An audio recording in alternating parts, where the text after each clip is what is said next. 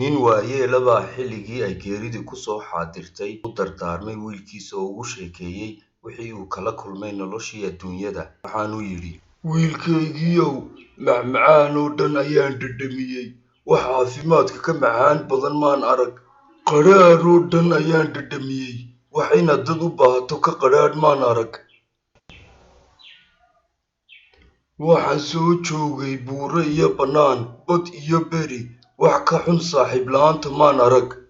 dad maalqabeenoo hanti badan haysatana arkayo, wax lacag ka dherga maan arag. waxaan leeyahay cadow badan, kuway neceb iyo kuway xaasida, balse maan arag wax iga cadowsan naftayda hadday jaahil tahay.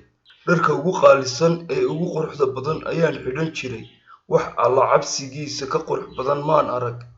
laba xasuusnow oo ha iloobin intaad nooshahay: xuska Alle, geerida iyo qiyaamaha.